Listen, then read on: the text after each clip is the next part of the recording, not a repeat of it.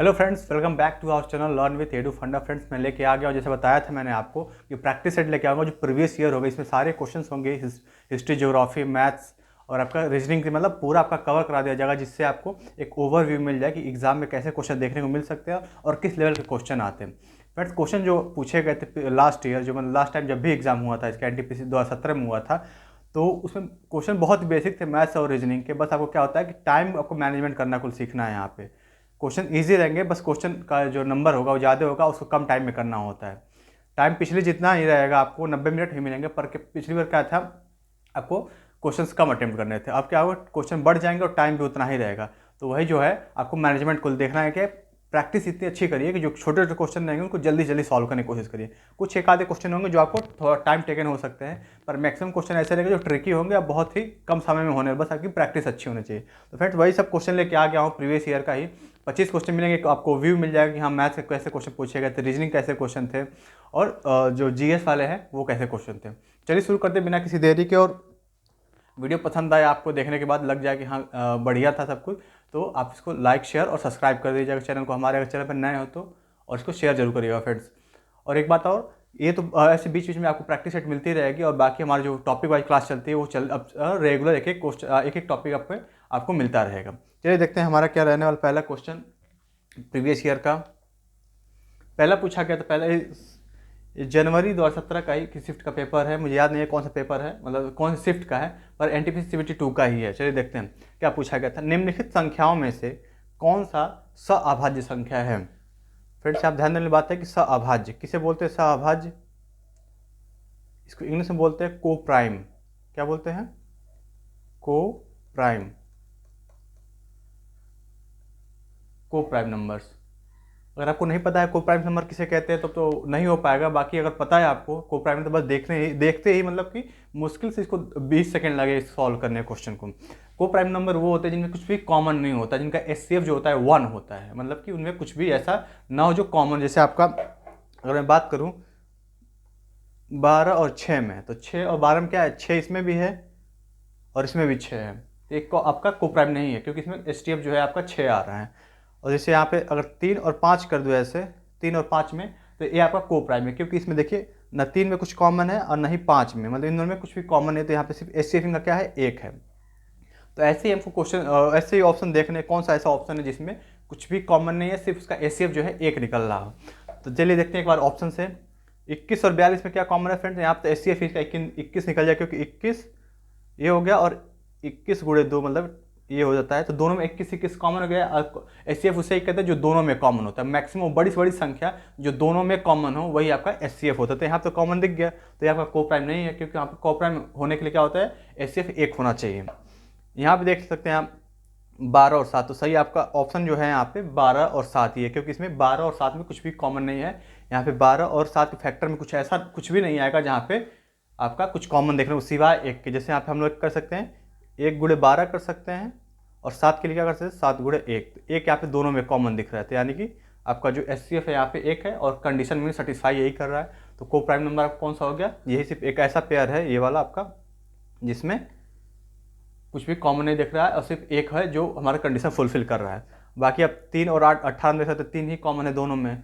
फिर इसमें भी देखिए 3 जो है इसको भी डिवाइड करके 8 और 4, क्योंकि आपको पता होगा 3 का डिविजिबिलिटी रूल क्या होता है कि सम ऑफ नंबर्स अगर वो 3 से डिविजिबल है तो होगा। जैसे आपका 8 और 4 जोड़ने पर, 8 + 4 जोड़ने पर 12 आ रहा है, और 12 जो है आपका 3 से डिविजिबल है, तो ये आपका पूरी संख्या भी 3 से डिविजिबल होगी। तो आप समझ में आएगा कि इसमें जो इसका एचसीएफ 1 होता है उसी को ही को प्राइम नंबर बोलते हैं। उम्मीद करता हूँ फ्रेंड्स ये क्वेश्चन आपको क्लियर हो गया होगा। बड़ा बेसिक सा क्वेश्चन था, बस ये बताया था मैं स्टार्टिंग में कि अगर आपको को प्राइम नंबर के बारे में पता है कि क्या होता है को प्राइम नंबर, तो आप बड़ी आसानी से कर सकते थे इसे। अगला क्वेश्चन देखते हैं। पी और क्यू के मासिक वेतन का अनुपात कितना है, 4:3 है। कितना है, 4:3। उनके वर्तमान वेतन में 10% और 5% की वृद्धि होती है, यानी कि जो भी अभी वेतन का रेशियो है उसमें 10% और 5% बढ़ा दिया गया, तो उनकी वर्तमान आय का अनुपात होगा, मतलब कि बढ़ने के बाद जैसे 10%, जैसे आपकी सैलरी मान 100 रुपये थी, उसमें 10% बढ़ा दिया गया, तो अब 110 रुपये हो गए।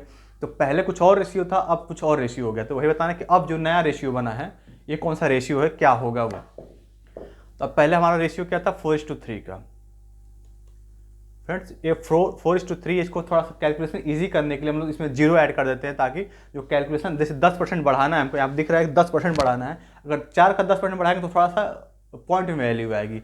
पर अगर ऐसे आपको मिल जाए जैसे 40 में कर दें या फिर 400, मतलब जो भी ऐसा करना है यहाँ पे जीरो बढ़ाएं, अगर एक जीरो इधर बढ़ाए तो एक जीरो इधर भी बढ़ाएं, अगर 2 बढ़ा रहे तो इधर भी 2 बढ़ाएं, मतलब जो भी आपका करना है दोनों में साइड करना है। क्योंकि रेशियो क्या होता है, रेशियो मतलब कि उसमें जो HCF जो कॉमन होता है दोनों में, उसी को निकाल लिया जाता है।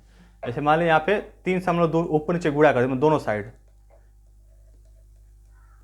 तो देखिए ये पहले हमारा रेशियो क्या था 4:3, इस दोनों साइड हम 3 से गुणा कर दिए, तो अभी हो गया आपका 12 और हो गया 9।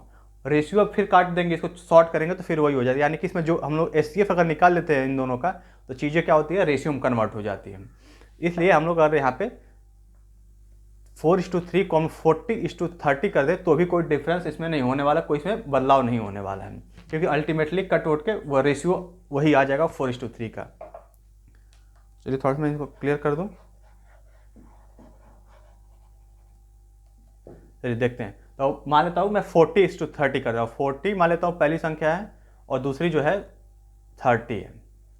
अब कह रहे हैं कि 10% की वृद्धि कर दी गई, तो इस वाले में 10% की, पहले वाले में 10% की वृद्धि हुई, तो 10% की फ्रैक्शन वैल्यू क्या होती है 10%, मतलब कैसे लिखेंगे इसको, एक 10/100 लिखते हैं हम लोग, क्योंकि 10 तो ऐसे ही रहेगा, परसेंटेज हटाने के लिए ये वाली इसको क्या करते हैं नीचे 100 से भाग देते हैं, क्योंकि परसेंट मतलब प्रतिशत, 100 में जितना भी हो, प्रति मतलब कि हर एक जो होता है 100 से काउंट किया जाता है, तो यहाँ पे 10% यानी कि 10 ऊपर रहेगा और 100 जो है नीचे होता है, इसको काट के हम लोग क्या कर सकते हैं 10/100, यानी कि उसको शॉर्ट करेंगे तो 1/10, यानी कि अगर इसका 10 था, मतलब मेन वैल्यू अगर 10 है तो उस पर 1 की वृद्धि हो गई है, 1 की जो यहाँ पे 1 दिख रहा है ये वृद्धि हो रही है, मतलब कि पहले 10 था अगर रेशियो, मूल वैल्यू इसकी 10 थी तो अब क्या हो गया 11, तो इस पर 10% की वृद्धि हुई तो इसको कैसे कर देंगे 11/10।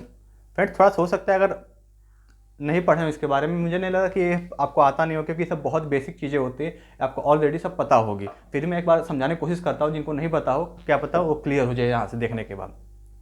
तो पहला रेशियो आपका ये हो गया, दूसरे में क्या बोला है 5% की वृद्धि, तो 5% की फ्रैक्शनल वैल्यू क्या होती है 5%, यानी कि 5/100, 5 इसको भी डिवाइड करेंगे तो 5 1/20 हो गया, यानी कि पहले अगर 20 था तो अब उस पर वृद्धि हो रही है, आप देख रहे हैं कि वृद्धि हो रही है, तो 5 पे 1 20 पे 1 की वृद्धि, यानी कि 21/20 हो गई है। अब जो नई वैल्यू है, पहले अगर 20 था तो अब 21 हो गया, तो ऐसे यहाँ पे कर देंगे इस साइड, क्योंकि ये इसमें 5% की वृद्धि हुई, 21/20। अब रेशियो लगाइए, अब इसी को सॉल्व कर देंगे फ्रेंड, तो जो आंसर आएगा यही आपका नया रेशियो बनेगा। देख सकते हैं आप क्या क्या बन रहा है, यहाँ से 0 0 कैंसिल कर दिए, यहाँ से भी 0 से 0 कैंसिल कर सकते हैं आप। यहाँ पर कर देंगे 11 चौक 44 और 21 63 होता है 63/2। अब जो 2 एक्स्ट्रा बच रहा है इसको इधर भेज दे सकते हैं आप, तो क्या हो जाएगा 88:63। ये आपका जो नया रेशियो होगा बढ़ने के बाद, ये नया रेशियो ऐसा बनेगा और यही आपका सही आंसर होगा। ऑप्शन मैंने इसलिए नहीं लिया है क्योंकि मुझे कुल मिला कि यहाँ पे दिखाना था आपको क्वेश्चन कैसे आते हैं, बाकी ऑप्शन तो दिया ही रहेगा वहाँ पे, आपको बहुत मेहनत करने की जरूरत भी नहीं, कुछ आसान, क्योंकि ऑप्शन से भी कुछ ईजी हो जाती हैं चीज़ें करना। तो यहाँ पर नया जो ऑप्शन बन के आएगा, मतलब जो नया बढ़ने के बाद, ये बता रहा है ना कि वृद्धि करने के बाद जो वर्तमान आय का रेशियो बनेगा वो हो जाएगा 88:63। आई होप फ्रेंड्स ये सब चीज़ें आपको क्लियर हो गई हो। चलिए देखते हैं अगला क्वेश्चन हमारा क्या है। मैंने बताया कि पूरा प्रीवियस ईयर है तो इसमें हर चीज़ आपको ऐसे मिक्सअप है, इसमें ऐसा नहीं कि जब मैथ का सेक्शन हो रहा है तो मैथ ही क्वेश्चन मिलेंगे या फिर रीजनिंग का, उसमें सब थोड़े मैथ के क्वेश्चन रहेंगे, बीच में रीजनिंग डाल देगा, बीच में ऐसे ही मिल जाएगा आपको जीएस के क्वेश्चन। तो आपको हर तरीके से तैयार रहना है, कि ऐसा नहीं कि आप प्रैक्टिस इस तरह से करें कि बस मैथ है तो मैथ लगातार, ऐसा नहीं मिलने वाला है आपको एग्जाम में देखने को। पूछ रहा है यहाँ पे 1915-16 में स्थापित होम रूल लीग किसके सहायक इकाई के रूप में काम करते थे, मतलब इसका जो स्थापना हुआ था ये किस चीज़ के लिए किया गया था और क्या किसको ये हेल्प करते थे, किसको असिस्टेंट करते थे, क्या मुस्लिम लीग को असिस्टेंट करते थे, भारतीय राष्ट्रीय कांग्रेस को, ब्रिटिश राज को, या फिर इनमें से कोई नहीं। फ्रेंड्स करंट अफेयर के काफ़ी ज़्यादा क्वेश्चन उसमें देखने को मिल रहे थे, 5 से 6 क्वेश्चन थे उसमें, तो आप फोकस पर रखिए क्योंकि 5 से 6 क्वेश्चन आपको बहुत आसानी से मिल सकते हैं अगर आपको करंट अफेयर तैयार है। और करंट अफेयर तैयार करना इतना बड़ी बात भी नहीं है, आप करंट से अपडेट भी रहते हैं और चीज़ें आपको ईजी हो जाती है सब करंट अफेयर से अगर ज़्यादा क्वेश्चन आ रहे हैं आपके एग्जाम में। तो चलिए देखते हैं क्या सही आंसर है। तो फ्रेंड्स ये आप ऑप्शन से एलिमिनेट कर सकते हैं कि जो होम रूल लीग था इसकी स्थापना जो हुई थी ये किसको हेल्प करती थी, तो मुस्लिम लीग तो करेगी नहीं, तो ये ऑप्शन तो ऐसे ही कट गया, ब्रिटिश राज को भी नहीं करेगी। अब कन्फ्यूजन आपको हो सकता है भारतीय राष्ट्रीय कांग्रेस में और इनमें से कोई नहीं में। तो होम रूल आपको पता ही है कि ये खुद ही चाहते थे कि जो हमारा हो, जो भारत हो, उस पर हम ही लोग का अधिकार हो, हम ही लोग राज करें, भले अल्टीमेट पावर उनके पास हो, पर फिलहाल जो है अधिकार जो है हमारे पास ही हो, उस पर कोई हस्तक्षेप ना करे, क्योंकि ऐसा था नहीं उस टाइम पे 1516 के टाइम पे, 1915-16 में। तो किसके लिए? ये भारतीय राष्ट्रीय कांग्रेस के सहायक इकाई के रूप में काम करती थी आपका होम रूल लीग। अगला क्वेश्चन देखते हैं, बीमारियों का उपचार किस वेद में बताया गया है? कौन सा ऐसा वेद, आपको पता है कि 4 वेद हैं, इसमें बताया गया कौन से वेद में बीमारियों के बारे में बताया गया, किसमें ऐसे उपचार होता है, किसी में जादू टोना बताया गया, किसी में कुछ बताया गया है। तो बीमारियों का उपचार फ्रेंड देखते हैं, ऋग्वेद, अथर्ववेद, यजुर्वेद और सामवेद। उम्मीद करता हूँ आपने आंसर कर दिया होगा इसका। तो इसका सही आंसर है ऑप्शन बी, अथर्ववेद जो है, इसी में बीमारियों का उपचार बताया गया है। जबकि ऋग्वेद सबसे पुराना है, सबसे पुराना अगर पूछा जाए तो ऋग्वेद, और सबसे नया है आपका अथर्ववेद। और सामवेद तो बताया जाता है इसको भारतीय संगीत का जनक, मतलब इसी में भारतीय संगीत के बारे में बताया गया है। यजुर्वेद आपका 2 भाषा में, 2 में गद्य पद दोनों मिलता है, और इसमें जादू टोना तंत्र मंत्र सब बताया गया इसी में। तो आप सब ये सब याद रखिएगा चीज़ें, बाकी आप पढ़ रहे होंगे तो सब क्लियर होना चाहिए आपको, क्योंकि पूछ सकता है कुछ भी इसमें से। अब देखिए रीजनिंग का क्वेश्चन आ गया अगला। ऐसे ही क्वेश्चन जैसे दिया गया था बुक उसमें, और प्रीवियस ईयर में जैसे क्वेश्चन है मैंने वैसे एज इट इज उसमें से कॉपी कर लिया आपके लिए। देखिए हॉर्स, HORSC, इसको क्या लिख दिया है SERHO, यानी कि आपको देख के एक चीज़ क्लियर हो गया होगा कि इसमें कोई नया अल्फ़ाबेट नहीं आ रहा है, जो भी उसमें अल्फ़ाबेट पहले हैं उसी को ही कर दिया गया, इधर अरेंज कर दिया गया। चलिए देखते हैं कैसे इसको किया है। हॉर्स को ऐसे लिख देता हूँ, ऐसे लिखा ये SERH और O। तो देख सकते हैं जो फर्स्ट में इधर क्वेश्चन में जो फर्स्ट में उसको सेकेंड लास्ट कर दिया गया है, जो सेकेंड लास्ट है उसको एकदम लास्ट कर दिया गया है। तो ऐसे इसको भी जो फर्स्ट है इसको सेकेंड लास्ट कर देंगे हम लोग, C हो जाएगा यहाँ पे। जो सेकेंड लास्ट है U, इसको एकदम लास्ट में बना देंगे, U हो गया। ऐसे ही आपको ऑप्शन कुछ चीज़ इसमें रीजनिंग में तो काफ़ी चीज़ें ऑप्शन से क्लियर हो जाती है, क्योंकि ऐसे कुछ ऑप्शन मिल जाएंगे आपको तुरंत एलिमिनेट हो जाते हैं। अब यहाँ पे देख सकते हैं हम R जो है, R को एज इट इज़, मतलब जो बीच वाली वैल्यू इन दोनों में जो कॉमन है, जैसे आपका ये 5 इसमें अल्फ़ाबेट है, तो 5 में जो बीच वाला है उसको एज इट इज उतार दिया है, यानी कि R यहाँ पे हो जाएगा। फिर क्या किया इसने, सेकेंड लास्ट को फर्स्ट कर दिया, यानी कि अब यहाँ पे S को फर्स्ट कर देगा, उसके बाद से E। तो ये इसका कोड बन गया नया वाला। तो ये पूछ रहा था, ऐसे लॉजिक लगा के करना था, बहुत आसान सा क्वेश्चन था, आप तुरंत कर लिए होंगे। चलिए देखते हैं अगला क्वेश्चन। के तथा L किसी काम को कितने दिन में, 15 दिन में और 20 दिन में समाप्त कर सकते हैं। कितने दिन में, 15 दिन और 20 दिन में समाप्त कर सकते हैं। वे 5 दिनों तक, ध्यान देने की बात है कि यहाँ पे 5 दिनों तक साथ काम करते हैं, उसके बाद काम छोड़कर चले जाते हैं। यहाँ पे ध्यान देने की बात, दोनों चले जाते हैं, ऐसा नहीं बोला कि जैसे क्वेश्चन आपने देखा होगा कि के चला जाता है या फिर L चला जाता है, ऐसा नहीं, यहाँ पे दोनों ही चले जाते हैं। तो पूछ रहा है बचे हुए काम की गणना करें, मतलब जो कितना काम बच गया, मतलब कुछ काम कर ही देंगे 5 दिनों में, उसके बाद कितने काम जो है अभी रिमेनिंग है। चलिए देखते हैं इसको कैसे सॉल्व करते हैं। के जो है और L है, यहाँ पे के जो है काम को 15 दिन में करता है और L जो है 20 दिन में करता है। तो आपने किया होगा, ऐसे बहुत बेसिक क्वेश्चन है। इन दोनों का एलसीएम ले लेते हैं तुरंत यहाँ पे। तो 15 और 20 का एलसीएम कितना होता है, 60 होता है। 15 चौके 60, यानी कि यहाँ पे जो आती है इनकी एफिशिएंसी आती है। तो 15 जो है, ये जो के जो है ये एक दिन में 4 काम कर रहा है, और 20 या 60 यानी कि बी जो है एक दिन में 3 काम कर रहा है। तो दोनों के एक दिन का काम अगर ऐड कर दिया जाए, ये तो दोनों के एक दिन काम है अलग अलग, अगर दोनों को ऐड कर दिया तो 4 3 7, यानी कि दोनों जो है एक दिन में कितना काम कर रहे हैं, 7 काम कर रहे हैं, और इन्होंने 7 दिन तक काम किया है। तो एक दिन में 7 काम और 5 दिन तक 7 काम किया इन्होंने, तो 7 और 5 दिन, क्योंकि एक दिन में 7 काम कर रहे हैं और 5 दिन तक किया है, तो टोटल काम कितना कर लिए होंगे, 35 काम इन्होंने कर दिया है। अब इसके बाद काम छोड़ के चले गए, तो बच्चा काम कितना है, टोटल हमारा 60 काम था। ये जो बीच वाला आता है ये टोटल काम होता है, इसको याद रखना कि जो आता है बीच में टोटल काम होता है। तो 60 में से 35 माइनस कर देंगे हम लोग, 60 से 35 माइनस कर कितना हो जाएगा, ये हो जाएगा 25, यानी कि 25 काम जो है बच गया था। 25 काम बच गया था, हमको बताना बचे हुए काम की गणना का, टोटल काम आपको इस तरह से नहीं ऑप्शन दिया था, उसमें फ्रैक्शन वैल्यू दी हुई थी। तो आपको ऊपर क्या लिखना है, 25,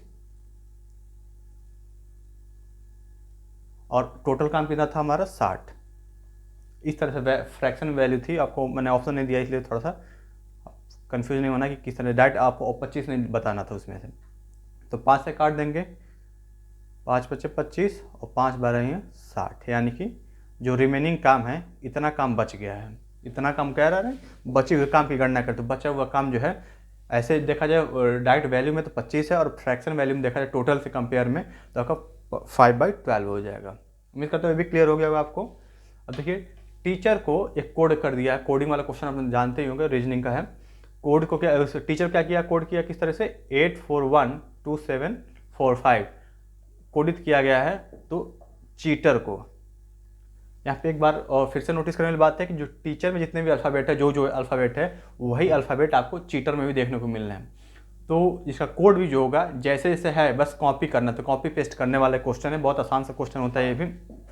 जैसे आपका टी का जो है, यहाँ पे टी को किससे कोड किया गया है, इसको 8 से, टी को 8 से रिप्रेजेंट किया गया है, आर को 5 से रिप्रेजेंट किया गया है, तो ऐसे ही उतार देना है। अब देखिए यहाँ पे सी को किससे किया गया है, सी को 2 से किया गया है, तो सी को इसका कोड हो गया, सी का 2 हो गया।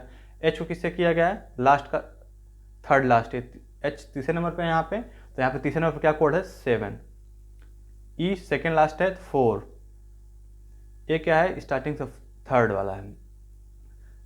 सी एच ई हो गया, ए हो गया, टी का 8 हो गया आपका। ई फिर से कर लेंगे, फिर 4 नहीं, हाँ 4, ई और आर का कोड क्या है 5, तो ये होगा आपका सही आंसर हो जाएगा। मैं आपको समझाने में इतना टाइम लग रहा है क्योंकि आपको तो तुरंत ऑप्शन देखना रहता है, ऑप्शन देखेंगे तुरंत क्लियर हो जाएगा, इसमें बहुत समझाने की जरूरत ही नहीं पड़ेगी। ये तो बहुत ही बेसिक क्वेश्चन, बस मैं आपको समझा रहा हूँ, थोड़ा सा बता रहा हूँ कैसे इसे देखना होता है। अब देखिए अगला क्वेश्चन क्या है, 157, 571, 599 और 384 में विषम चुनिए, मतलब फाइंड ऑड वन, जिसमें ऑड फाइंड करना होता है कि कौन सा इसमें से अलग है इन सबसे। फ्रेंड देख सकते हैं कि ये जो हमारा लोगो इस पर लिखा ही है, हम लोग का टैग लाइन सफ़र लक्ष्य का, तो इस लक्ष्य का ही सफ़र है इसमें, और आपको लक्ष्य को पहुंचाने तक की इसमें पूरा कोशिश की जा रही है, हर चीज़ देने की कोशिश की जा रही है। अभी थोड़ा रुक गया था सब कुछ थोड़ा सा, अब इसको कंटिन्यू रखना है और हर चीज़ आपको मिलती रहेगी यहाँ से। बाकी चीज़ आप तैयार कर ही रहे होंगे, तो ऐसा नहीं है कि बस किसी पर डिपेंड नहीं होना है, आपको अपने तरफ से पूरा एफर्ट लगाना है, बाकी कहीं से मिलता रहे तो उसको भी आप लेते रहें। और जो हमारा ट्रेन है इस बढ़ती जाएगी ऐसे सुपरफास्ट की तरह।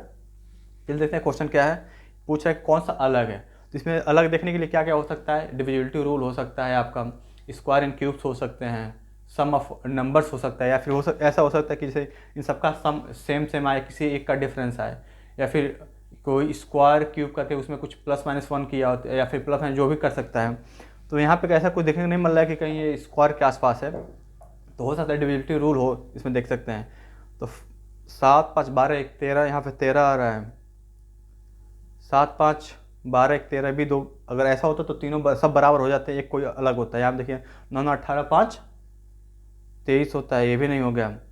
8 7 15 3 18, यानी कि अगर देखा जाए तो सब इसमें से कोई डिविजिबल नहीं है, पर अगर बात करें हम लोग 18 की तो ये 3 से डिविजिबल है, तो यानी कि सबसे अलग जो है इसमें यही हो जाएगा ऑप्शन ए वाला, जो है आपका ऑप्शन के फॉर्म में लिखा रहेगा, ये ऑप्शन डी जो है आपका ये अलग है इन सबसे, क्योंकि इसमें सब ऐसा नंबर है, सब प्राइम नंबर है, सिर्फ एक यही ऐसा है 387 जो डिविजिबल है किसी नंबर से। यहाँ पे क्या कॉन्सेप्ट लगाना था, या प्राइम नंबर से देखना था कि कौन सा अभाज्य कौन सा भाज्य है।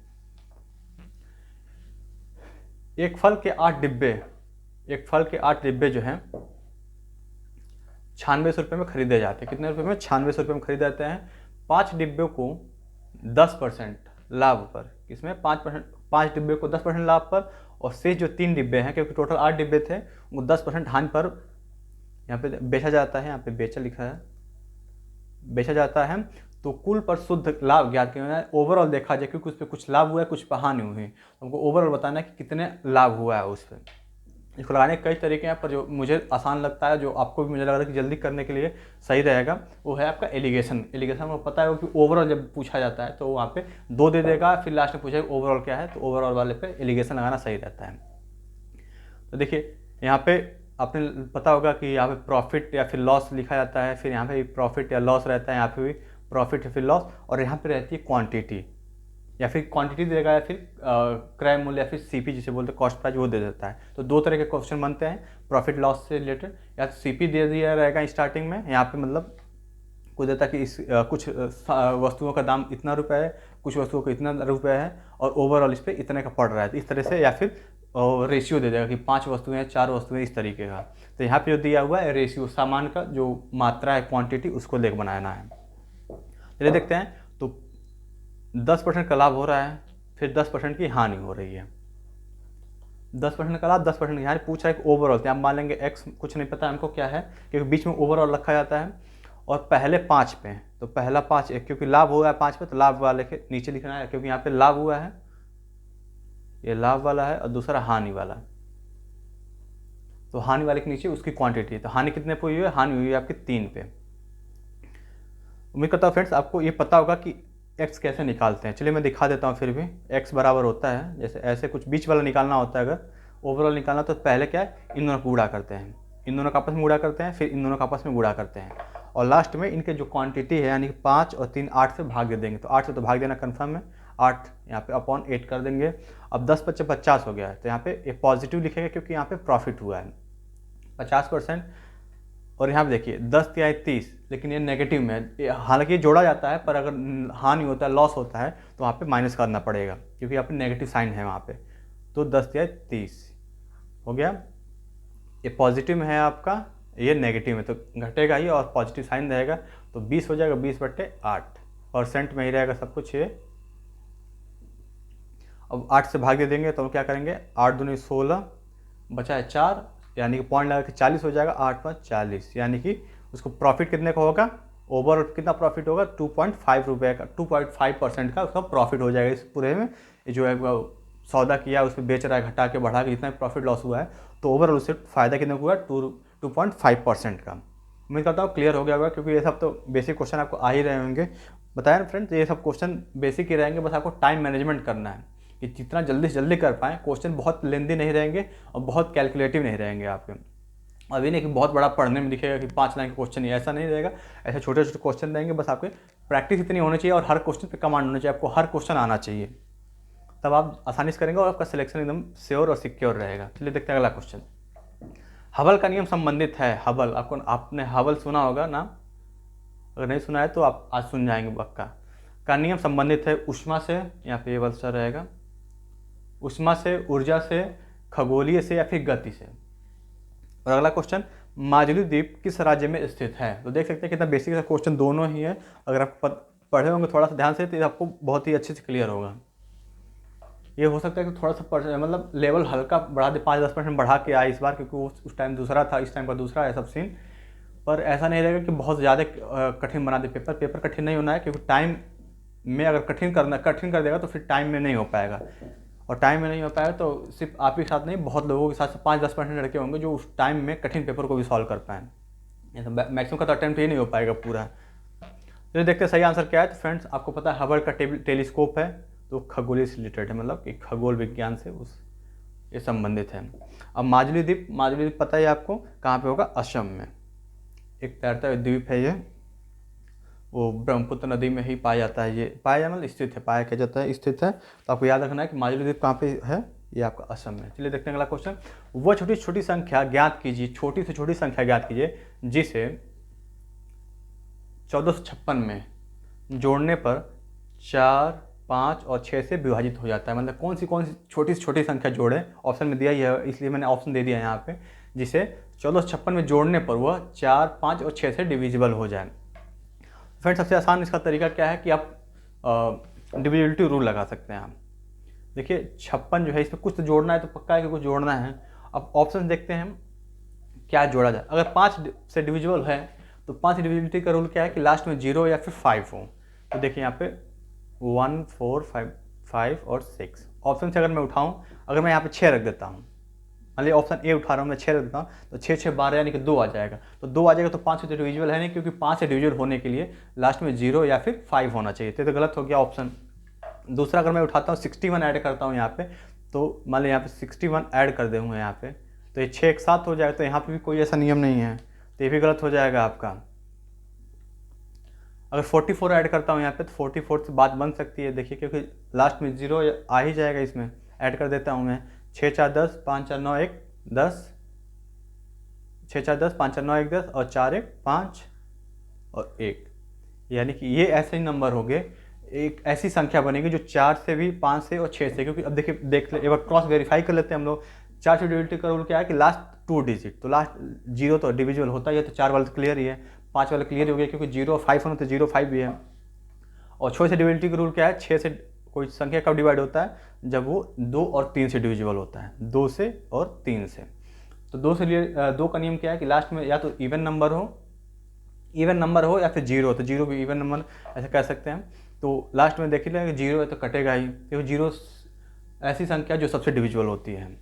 और 3 से क्या है कि sum of all the digits, मतलब जितने भी डिजिट है, जैसे यहाँ पे देख सकते हैं आप 6 4 10 5 15 1 16, ये 16 तो 3 से डिविजिबल नहीं है, लेकिन आप 5 1 6 और 0 0 ऐड करें तो भी तो 6 जोड़ने में तो 0 ही रह जाएगा। तो यहाँ पे ये क्या हो गया आपका 6 आ गया, इनका ऑड मतलब जो एडिशन है 5 + 1 + 0 + 0 तो 6 आएगा। और 6 जो आपको किससे डिविजिबल है, 3 से है, यानी कि ये जो संख्या है 1500 एकदम कंफर्म हो गया कि जो संख्या बनाई गई है ऑप्शन लगा के, ये बिल्कुल सही है, तीनों से डिविजिबल हो जा रही है। तो सही आंसर आपका कौन सा हो जाएगा, ऑप्शन सी।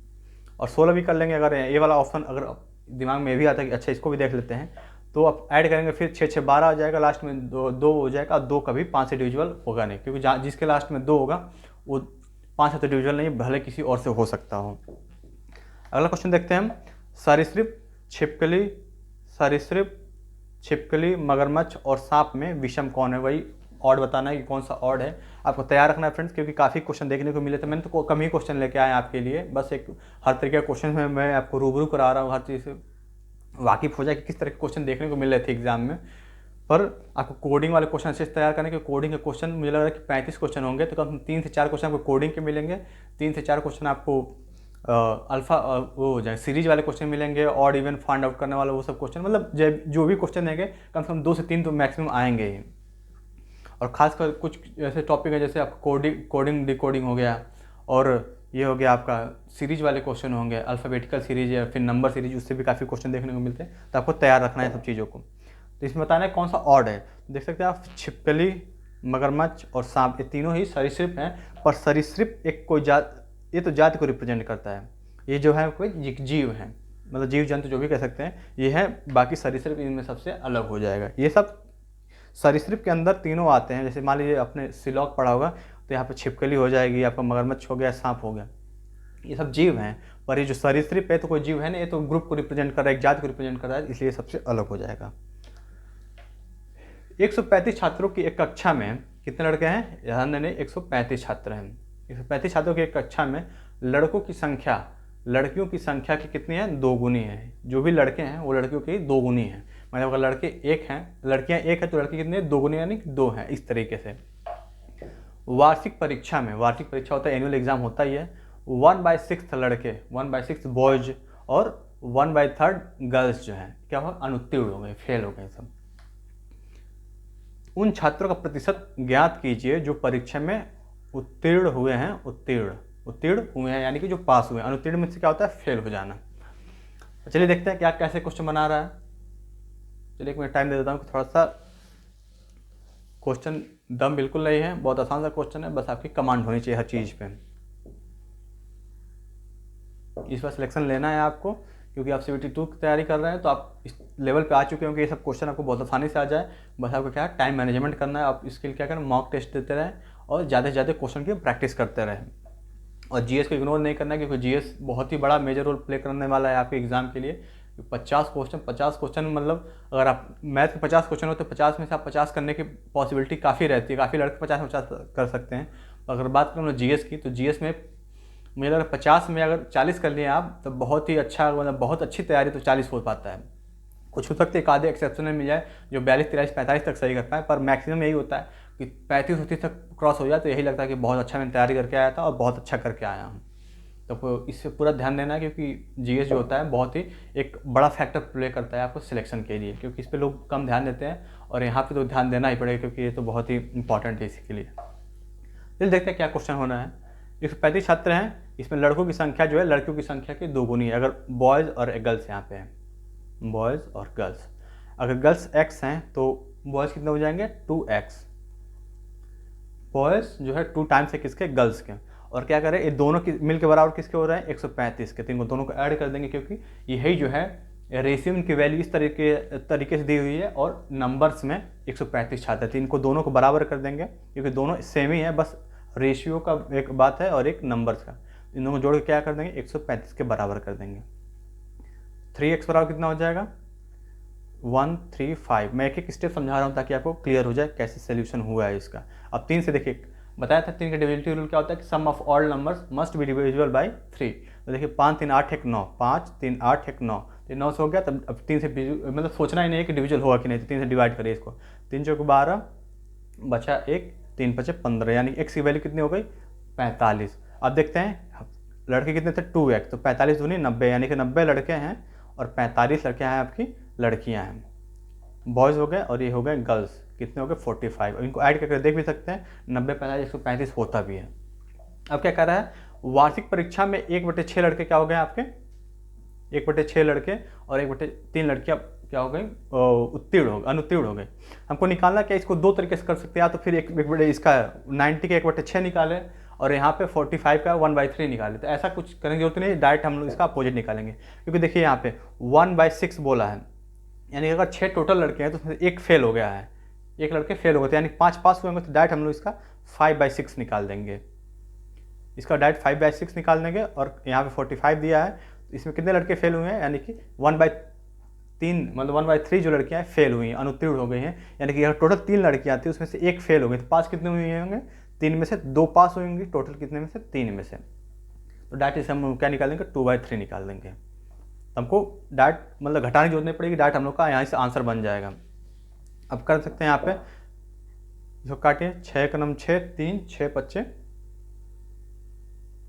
30 और ये हो गया 5, यानी कि 15 5 75 लड़के जो है आपके पास हुए हैं यहाँ पे।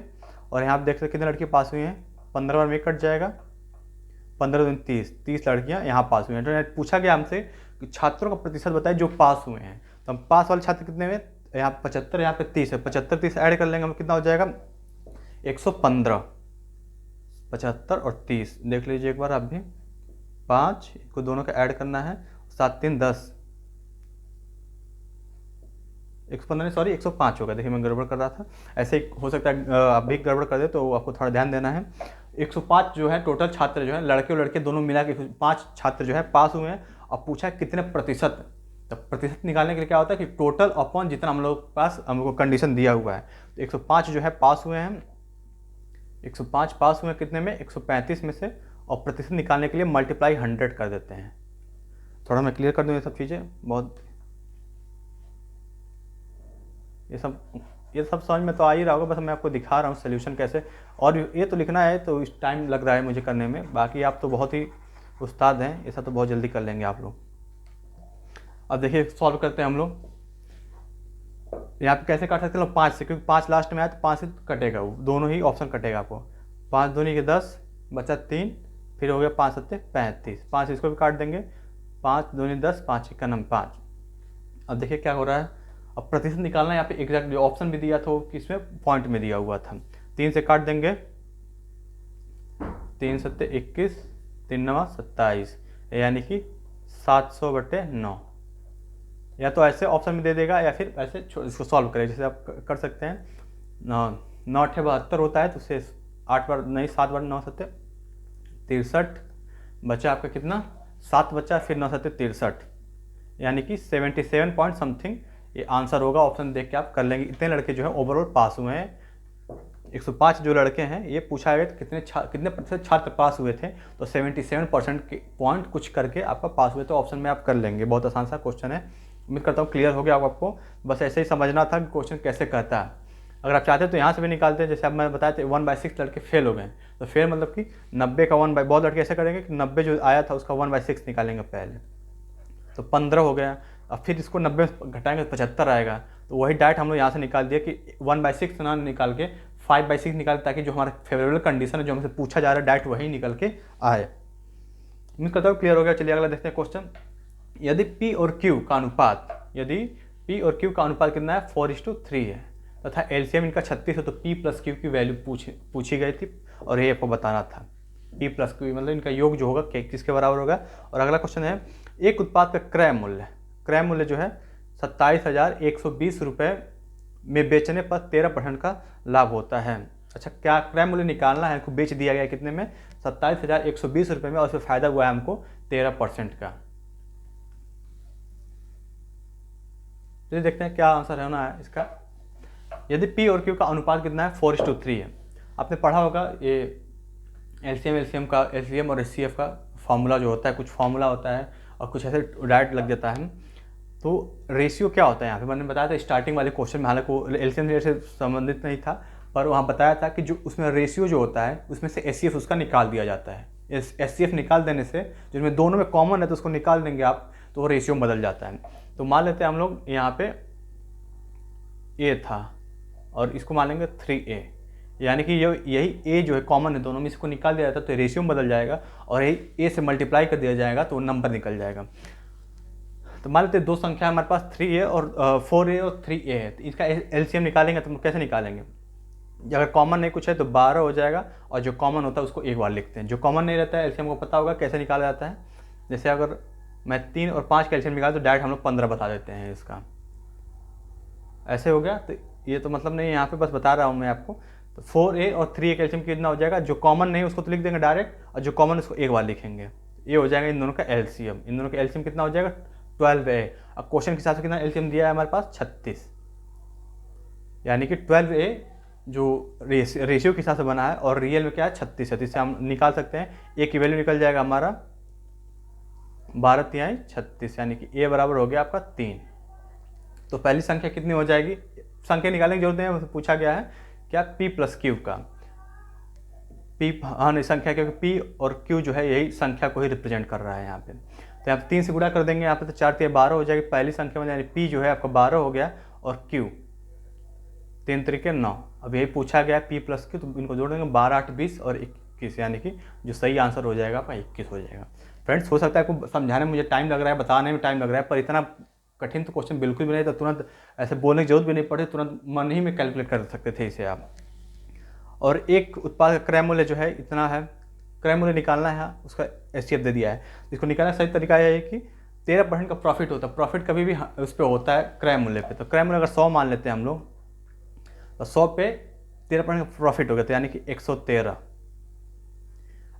जो है यही इसी, क्योंकि एसपी होता है, प्रॉफिट कराने के बाद एसपी के बराबर हो जाता है सीपी प्रॉफिट करा दिए तो क्या हो गया एसपी के बराबर हो। और हमारे हिसाब से एसपी कितना दिया हुआ है, परसेंटेज में एसपी इतना है, और रियल में एसपी जो है 27123 है।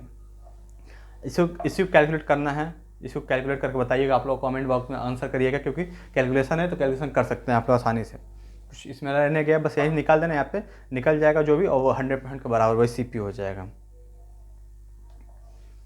अब देखिए रीजनिंग के क्वेश्चन कुछ इसमें ऐसे मिक्स सब हैं ही। एक तस्वीर को इशारा करते हुए एक महिला ने कहा, किसने कहा, महिला ने, बात है कि महिला ने कहा, एक तस्वीर की ओर इशारा करते हुए। क्लियर होना चाहिए, कुछ तस्वीर में जब इशारा करता है उसमें व्यक्ति लिख दे तो व्यक्ति पे आप कंफर्म नहीं हो सकते कि मेल है कि फीमेल। तो व्यक्ति जब बोले तो समझ लीजिए कि उसमें कुछ डाउट है कि क्या मेल हो सकता है या फिर फीमेल। तो आपको अपने मन से एज्यूम नहीं करना है उसका जेंडर कि मेल है या फिर फीमेल, पर यहाँ पर ध्यान देना कि महिला का ही है, तो महिला तो क्लियर कि महिला फीमेल ही है।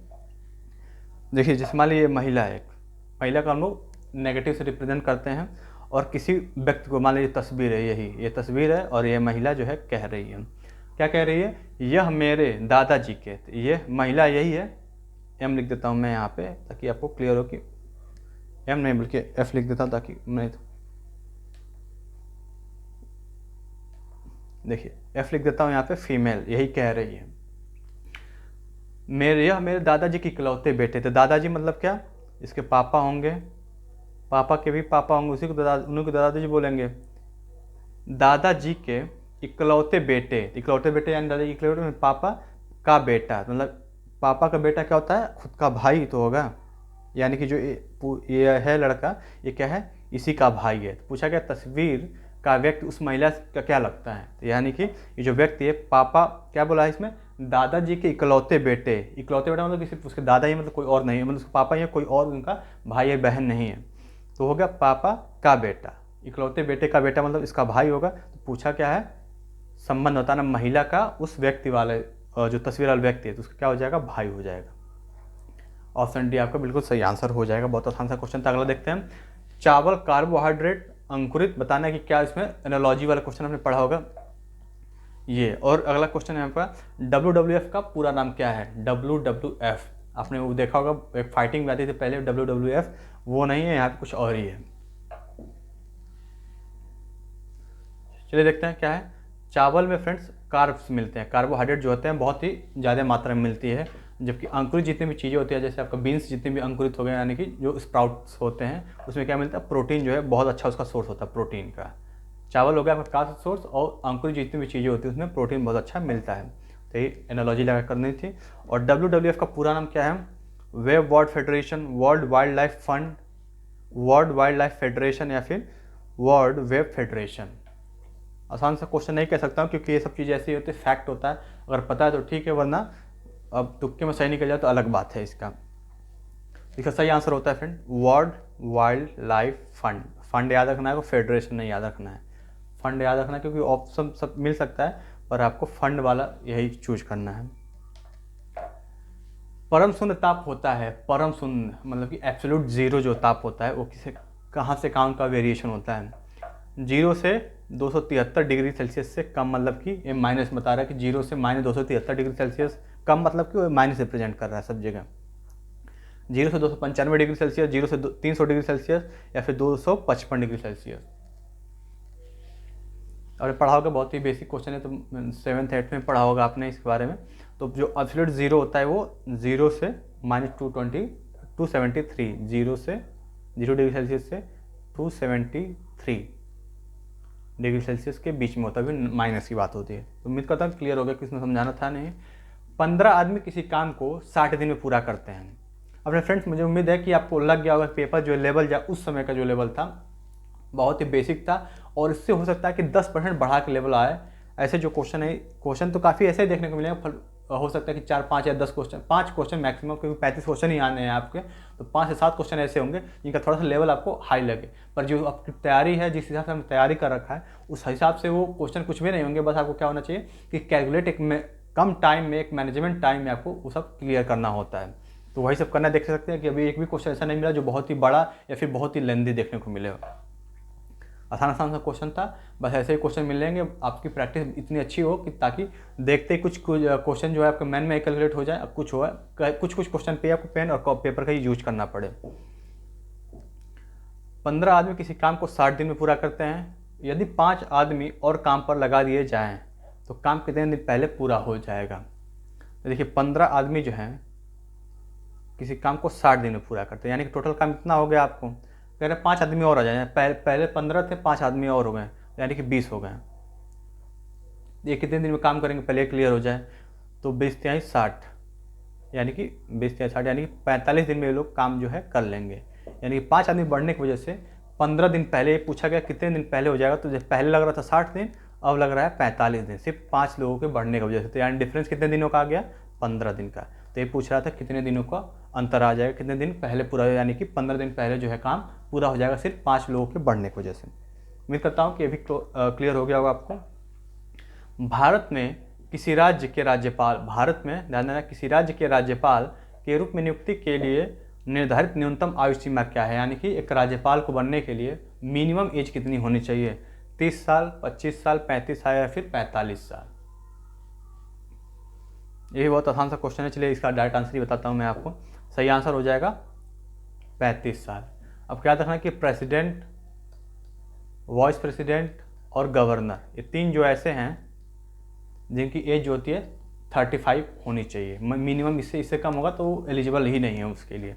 तो राष्ट्रपति, उपराष्ट्रपति और राज्यपाल, इसी 3 ऐसी पोस्ट हैं जिनको पाने के लिए, जिन पर नियुक्त होने के लिए क्या होना चाहिए? 35 साल की एज होनी चाहिए। अगला क्वेश्चन देखते हैं। योगेश अल्पेश से लंबा है। योगेश आपका उससे कंपैरिजन वाला क्वेश्चन होता है, वो वाला क्वेश्चन है। कह रहा है कि योगेश जो है अल्पेश से लंबा। योगेश आपको अब पता नहीं कि किस तरीके से लगाते हैं, पर मैं जो बताता हूँ या फिर जो मैं कर रहा हूँ वो अगर आपको सही लगे तो करिएगा। बाकी जो आप भी जो भी आपका तरीका, जिस हिसाब से आप करते होंगे वो भी सही है, कोई गलत नहीं है वो। योगेश जो है आपका अल्पेश से लंबा है। तो योगेश अल्पेश से क्या है? लंबा है। अल्पेश से लंबा है। किंतु धर्मेश से छोटा है। यहाँ पर क्या रहा है, किंतु धर्मेश, यानी कि धर्मेश इससे भी, योगेश से भी लंबा है, तो यहाँ पे डी लिख दिया। सुरेश राजेश से छोटा है, सुरेश जो है यहाँ पे, सुरेश जो है राजेश से छोटा है। हरीश अल्पेश जितना लंबा, अल्पेश जितना लंबा कौन है, हरीश जो है अल्पेश इतना लंबा नहीं है। ये क्लियर नहीं कि अल्पेश से बड़ा है या फिर छोटा, क्लियर नहीं हुआ है, पर यहाँ बोला है कि सुरेश जो है राजेश से, सुरेश राजेश से छोटा है।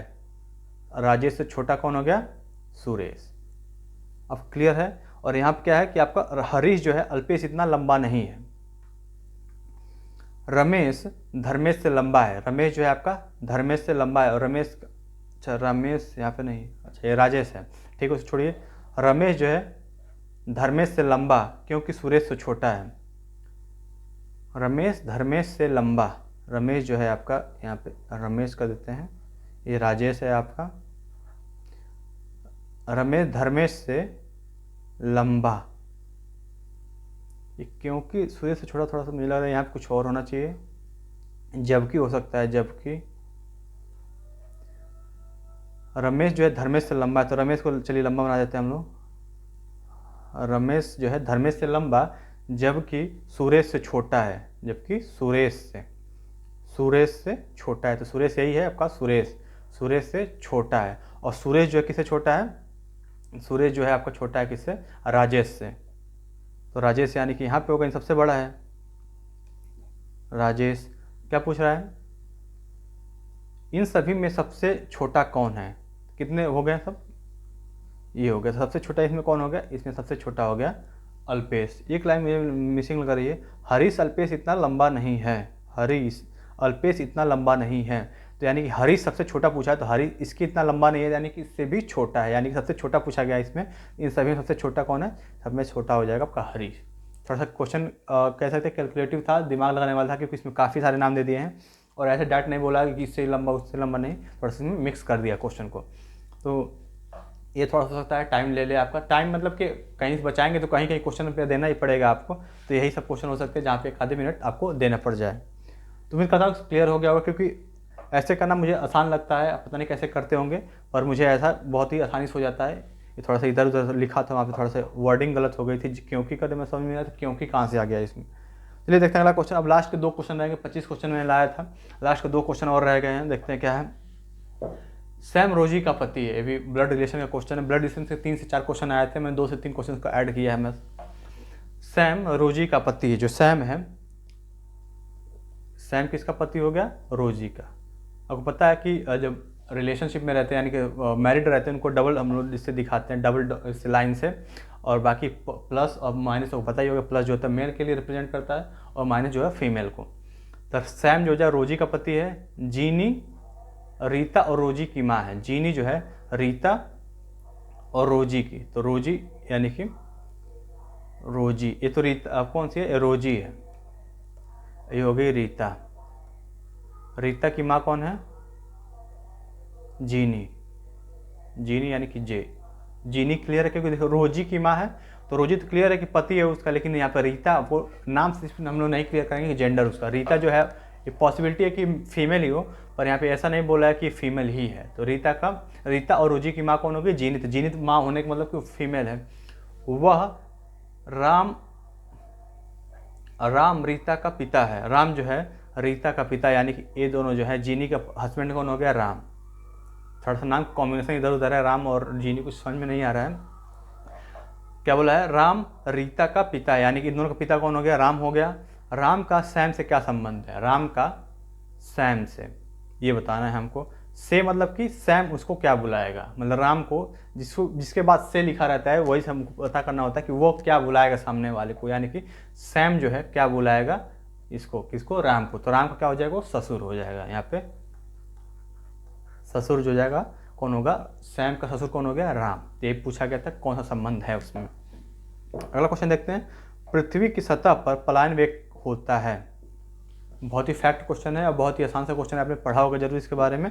तो फ्रेंड्स ये सब क्वेश्चन बहुत ही बेसिक थे, कुछ क्वेश्चन आपको करंट अफेयर्स के, इसमें काफ़ी 6 से 7 क्वेश्चन थे, उनको मैं हटा दे क्योंकि बहुत पुराने करंट अफेयर्स था, उसको हटाए कोई मतलब ही नहीं उसका। तो आपको करंट अफेयर्स बहुत अच्छे से तैयार करके जाना है, आपको 20 21 तो तैयार करना है, 20 में भी कुछ कुछ ऐसे इंपॉर्टेंट अवार्ड हो गए या फिर कुछ ऐसी इंपॉर्टेंट घटनाएं हो गई जो उसमें हुई थी, उनको भी ध्यान देना है। क्योंकि आपने देखा होगा CBT 1 में ऐसे ऐसे क्वेश्चन मिल रहे थे, कुछ कुछ क्वेश्चन तो ऐसे थे जो 2018 के भी पूछ लिए गए थे उसमें।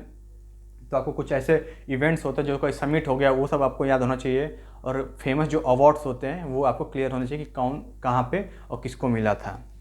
तो आपको पता होगा फ्रेंड्स, जो पृथ्वी का पलायन वेग उसे कहते हैं जैसे किसी चीज़ को इतना तेज फेंक दो कि पृथ्वी के कक्षा से बाहर निकल जाए, मतलब इनको जो ऑर्बिट है इससे बाहर निकल जाए, तो वो उस वेग को बोलते हैं पलायन वेग, और कभी पृथ्वी पर वापस ना आ पाए।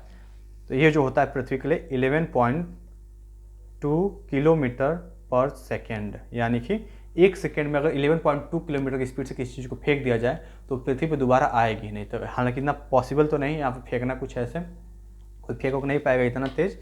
तो फेंकने के बाद छोड़िए, जान दीजिए। तो आपको 11.2 किलोमीटर पर सेकेंड याद रखना है, क्योंकि यहाँ पे आवर भी लिख सकता है, मिनट भी लिख सकता है, तो आप क्लियर रखना है कि सेकेंड होता है यहाँ पे।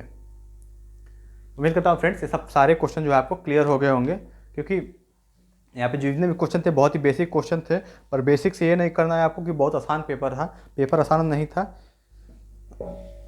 वहाँ पे जो छोटे छोटे कैलकुलेशन भी होते हैं, जैसे 11 का 20 में अगर गुणा करना है तो वो भी आपको लगेगा कि अरे कितना बड़ा गुणा है, हो ही नहीं रहा है। प्रेशर, एग्जाम प्रेशर जो होता है, टाइम, क्योंकि जब घड़ी उस पर टिक टिक टिक चलती रहती है आपके कंप्यूटर के सामने, तो आपका दिमाग भी उस हिसाब से काम करना, जितना आप यहाँ पे कर पा रहे हैं उतना तेज़ नहीं कर पाएंगे वहाँ पे। तो आपको वही है कि प्रैक्टिस आप यहाँ से इतना करके जाएँ, तो इससे फ़ायदा ये होगा कि इतना प्रैक्टिस कर लें यहाँ पे, उससे फ़ायदा ये होगा कि वहाँ पे जब बैठेंगे तो आपको इतना नहीं लगेगा प्रेशर, जितना कि अभी पहली बार जाके डायरेक्ट वहीं पे देने जा रहे हैं एग्ज़ाम। तो आप पहले से इतना प्रैक्टिस करें, इतने मॉक सारे दे दें ऑनलाइन, जिससे आपको वहाँ पे लगे कि नहीं, जो तो मैंने रोज़ ही किया है तो बस वही देखने को मिल रहा है, बस एक ही है ये, इसके बाद इसको प्रैक्टिस नहीं करना है और इसके बाद सिलेक्शन लेना है। उम्मीद करता हूँ फ्रेंड्स आपको सब कुछ समझ में आया होगा। ऐसे ही आप बीच बीच में आपको प्रैक्टिस सेट का क्वेश्चन लेके आता रहूँगा, कराता रहूँगा। और इसके अलावा क्या मिलेगा आपको, रोज़ आपको एक टॉपिक पे, एक दो टॉपिक मिला के, हो सकता है साइंस से स्टार्ट करके, क्योंकि साइंस के क्वेश्चन बहुत सारे देखने को मिल सकते हैं। कम से कम आपको 10 क्वेश्चन देखने को मिलेंगे साइंस से, 10 या 12 क्वेश्चन। तो मैं सोच रहा हूँ कि पहले आपको साइंस ही करा दूँ, ताकि आपका जो है कि मतलब बहुत बड़ा एरिया कवर हो जाए। चलिए फ्रेंड्स, मिलते हैं आपसे अगली वीडियो में, तब तक के लिए बने रहिए हमारे चैनल पे। अगर चैनल जो वीडियो कंटेंट पसंद आया, जो समझाया गया समझ में आया है, तो वीडियो को लाइक कर देंगे, शेयर कर देंगे, और उसका टेलीग्राम ज्वाइन करके इसका PDF मिल जाएगा आपको, जिसका नाम है लर्न विद एडू फंडा। यहाँ पे आपको इसका PDF डाल दिया जाएगा, उससे प्रैक्टिस कर सकते हैं और बाकी अपनी तैयारी को और अच्छा मजबूत बना सकते हैं। चलिए फ्रेंड्स, मिलते हैं आपसे अगले वीडियो में। Thank you.